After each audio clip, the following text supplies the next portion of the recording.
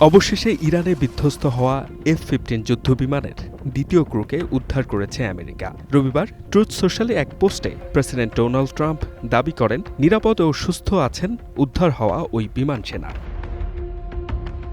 এর আগে শুক্রবার সকালে আমেরিকার F-15 যুদ্ধবিমান ভূপাতিত করে IRGC। ওই দিনই এক ক্রুকে উদ্ধার করে আমেরিকার স্পেশাল ফোর্সের সেনারা। এরপর দ্বিতীয় ক্রুকে খুঁজতে সরাসরি ইরানে প্রবেশ করে আমেরিকান বাহিনী। পরে দ্বিতীয় ক্রুকেও উদ্ধার করতে সক্ষম হয় তারা। ভবিষ্যৎ হোক নিরাপদ, বিনিয়োগ হোক বিশ্বস্ত, আর আমার পছন্দ সল্ট বে। ওয়েলকাম টু সল্ট বে।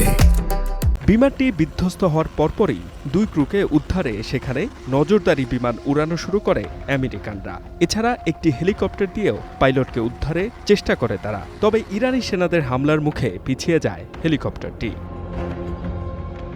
এদিকে বিমানের এই ক্রুকে ধরার জন্য পুরস্কার ঘোষণা করে ইরান কর্তৃপক্ষ। এমনকি যে বা যারা আমেরিকান ওই ক্রুকে ধরতে পারবে তাদের $60,000 পুরস্কার দেওয়ার ঘোষণাও দেয় ইরান। অন্যদিকে নিখোঁজ যুদ্ধবিমানের ক্রুয়ের সন্ধানে থাকা একটি আমেরিকান বিমান ধ্বংস করা হয়েছে বলে দাবি করেছে IRGC। ইস্পাহান প্রদেশে বিমান সেনার সন্ধানে থাকা একটি বিমান ভূপাতিত হয়েছে বলে দাবি করে তারা।